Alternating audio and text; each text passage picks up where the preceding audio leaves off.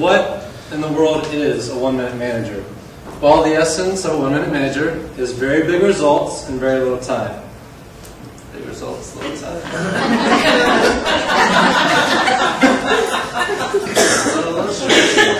Alright, we won't forget it though.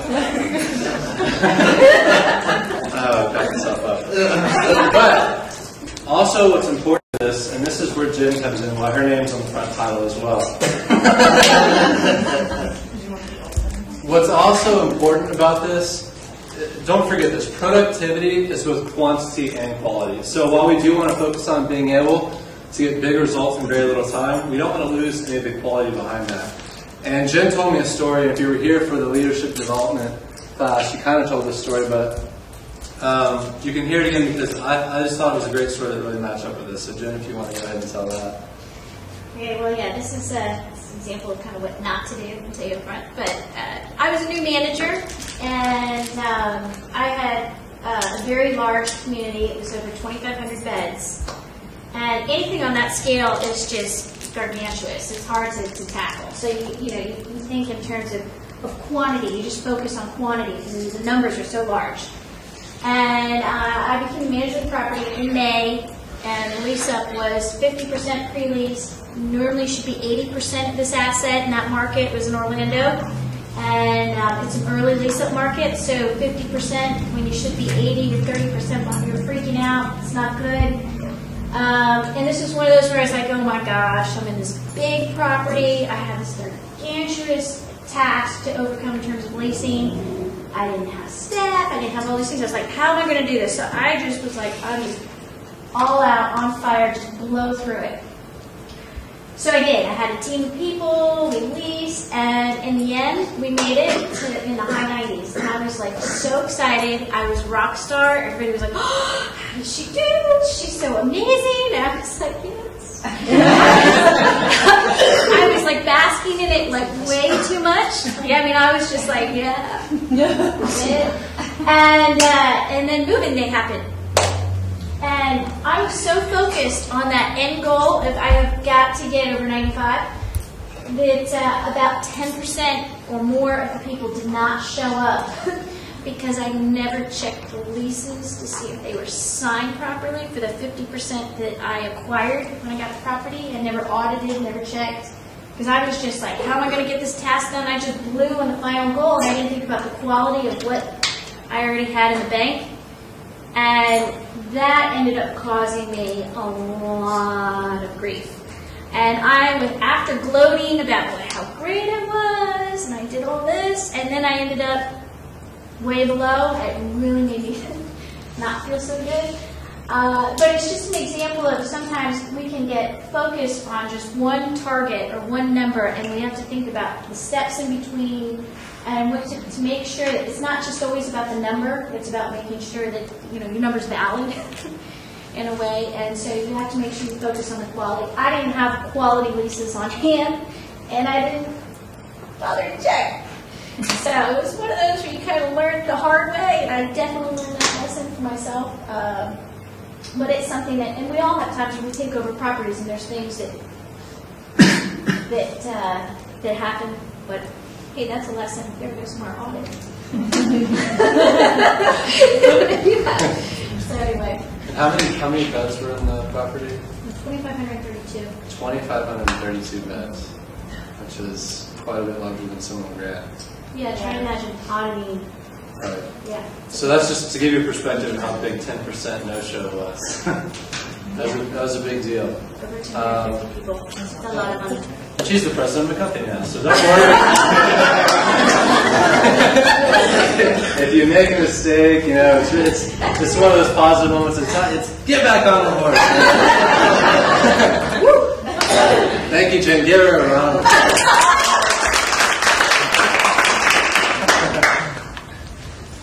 All right. You don't have to stand the whole time if you don't want. Yeah, I'll sit down now. I'm done. Okay. This is an important thing to realize.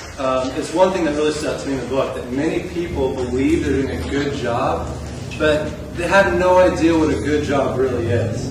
Right? So let's say that you have an idea of what a good job is for one of your employees, and you go to them and you say, hey, do you think you're doing a great job? And they're like, Well, yeah, I think so. And then you say, well, why? Because usually they expect the manager to tell them why the manager thinks they're doing a great job, and the employee just kind of sits there and, well, I don't know, I have a wife and kids, please don't fire me. I don't know.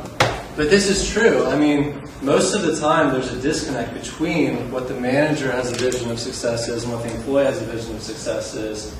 And so there's uncertainty there. And this was kind of an interesting thing that was in the book as well. You can either spend the money to hire the winners, right? So you can go out and get the people who are natural winners. You can train normal people how to become winners, or you can pray that everything just works out.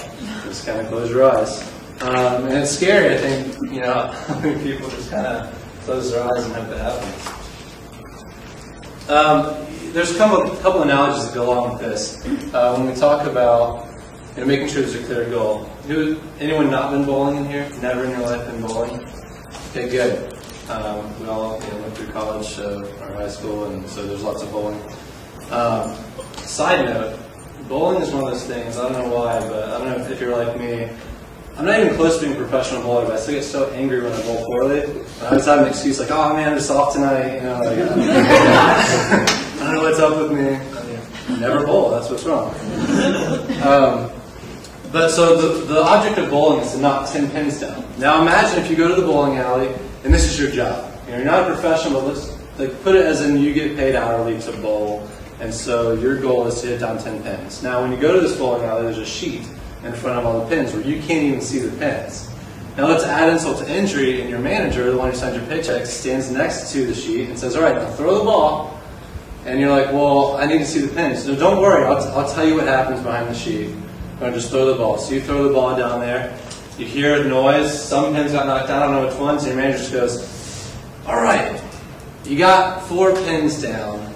But you left 6, and it's a split. Not looking too good back here. On this next ball, I'm going to need you to do a lot better than that. We'll probably have to find somebody who can hit all 10 pins down. Right? How long would you stay in that job? I mean, not very long. Now let's add more insult to that, and let's say you didn't even know what the game is. So there's no one here who's never been bowling, so we all know what the object of bowling is. Now let's pretend that you didn't even know what the game was. So you walk up to, you're at a carnival, and someone's like, step right up, and there's some baseballs laid out, and it's like, $1 per throw. And you see right behind him, there's a pyramid of wine glasses. You're like, all right, well, it's only like 10 feet away, I can probably knock those down. You pay the $1, and you grab your baseball, you wind up, you throw it, and all the wine glasses just shattering everywhere. And you're sitting there celebrating. You see the carnival guy who's got this look on his face of shock. And he's like, that's been my family for like 100 years. It's worth at least $5,000. You're just supposed to throw the ball in the basket. And this is what happens in work. A lot of times we don't even know what the game is that we're playing. So we have an idea because that's what we do as humans. If we don't know what the game is, we associate it with something we've seen before. So this is just kind of going over some of the importance. Why do you guys think goals are important? Let's just say on a property level. You have something to strive for. Okay. And you can even say like as a manager or employee. I guess we want to get more specific. So strive for, that would be as an employee. You have something to strive for. Anybody else have anything for employees? What's important for them to have goals? Helps narrow their focus. Narrow their focus. I like that. As I say, it helps the communication process. Okay. What about for managers? So when you think of manager, obviously we know what's important for an employee to have a goal. Right? They're trying to get paid. So let's think of a manager. What's personally beneficial to a manager for having goals for their employee?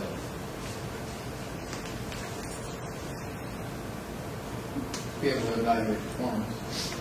Right. You got to know you have to know what success looks like just as much as this guy does, right? Absolutely. So these aren't like right answers, but when I was going through this, I kind of, what I thought was most important is what I wrote down. And I'll send you guys the PowerPoint, by the way. But for a manager, obviously you want to communicate the vision, and you want to have a standard of evaluation. But this is interesting too. You're not the driver, but you are responsible for where the car ends up. Right? So you might not be the one doing the work, but you're responsible for it. You're responsible for what your employees are doing. You're the manager. You're set in that role because someone thought that you could handle making sure the overarching vision got taken care of. And obviously for the employee, they got to understand the vision and know what they're accountable for. So you're not the driver, but you also don't want to throw someone the keys and go, all right, you got 8 hours to get there. And they don't know, I don't know where the heck I'm going. But okay, I'm just going to drive. I'm going to go to Georgia, I guess. That takes about 8 hours. You want them to go to the Keys, which is a lot nicer.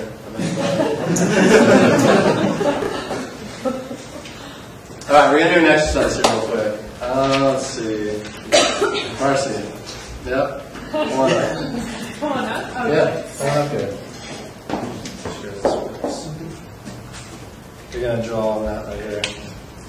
So hopefully you can draw because that is crucial to this exercise. All right. That first thing I want you to do is draw a house. You can take about a minute to do so. Just draw a house. You guys be envisioning, how much better or worse your house would be if you were drawing.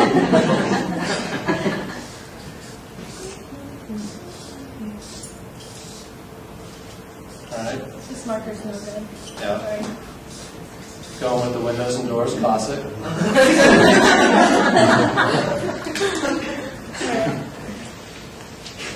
Okay. Alright, I'm done. You're done? Yeah. Okay. So marker, you can stand up here for a second because we're gonna have a little evaluation. Step back a little bit. Okay, you see what you did. You got the roof. Yeah, that's cool. It's like Art Deco. No, it's Art Deco. I get it. Unfortunately, this is absolutely wrong. It's not what I wanted at all. I'll show you. Well, first, let me try something else. Before I show you what I want, let me try something else. Let's give this another shot. Better marker. Better marker. That's yellow. Okay, perfect. All right, let's have a brainstorming session here. Let me tell you what I want. Kind of want something simple, but a little different. For the house itself, I just want a triangle. Okay? Triangle? A triangle. Like an A-frame. Right. If you want to get technical, that's fine. You just feel miserable, don't get smart, okay? So yeah, a triangle, A-frame, whatever you want to call it. I want it on 2 stilts, because it's like in a flood zone. Alright, so on the bottom of the triangle, I want 2 stilts. I want a chimney, I want a door that has a curved top. Okay. No windows, nothing else. Okay. Alright, try it.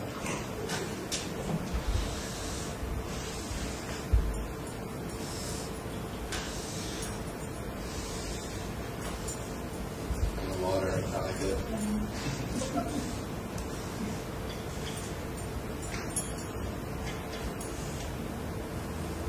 Okay. Now, much better. Okay, now why? Okay, let's look at what Marcy drew first. All right, pretty different, right? Now this is what I wanted. This was what I was judging success on. Both are houses, are they not? Could you honestly say that what Marcy drew is not a house? I might be able to say that. Right. Semi-encouragement, that sense. You should probably kind of help lose your bucket again.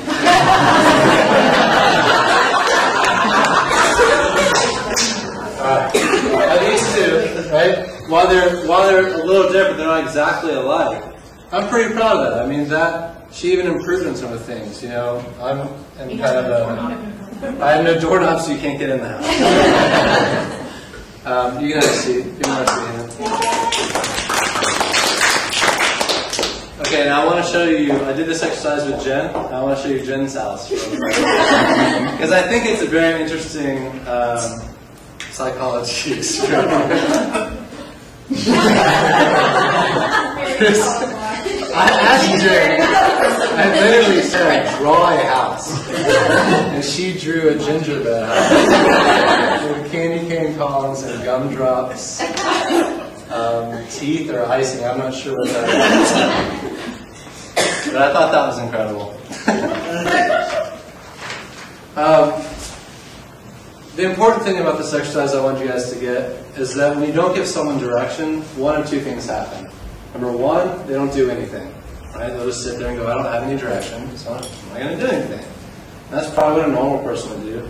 Or you might have someone who maybe you hired a winner, Tiger, we call them, in the leasing profession. So maybe you hired a winner. Well, they're going to just come up with their own version of success because they're not going to be content with sitting around. Now, that's what Marcy did. Marcy knew she was supposed to draw a house, and she didn't know what kind of house, but she's a winner. So she just created what success looked like in her mind. Now, it's completely different from mine, and actually, it was, in my eyes, failure, but that wasn't really her fault. Now, a lot of times managers set their employees up for failure, and what they do is they blame the employee.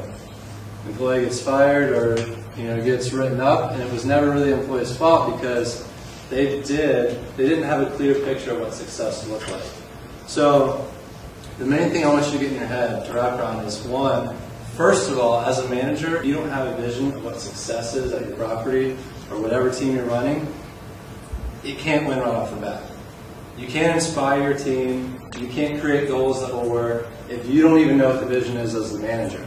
Secondly, if you don't communicate what that vision is, what that winning, successful vision is to your team accurately and specifically, they're either not going to do anything or they're going to come up with their own version that may or may not be what you want. Now, in some circumstances, it might be better than what you had in mind if you just get lucky, but the only certain thing is that the result will be uncertain. And I came up with a pretty clever formula. Cleverly named as well. Uncertain goals equal uncertain results. I mean, I know it's kind of cheesy and very simple, but this book is called The 1 Minute Manager, so what do you want from me? Okay? It's very simple.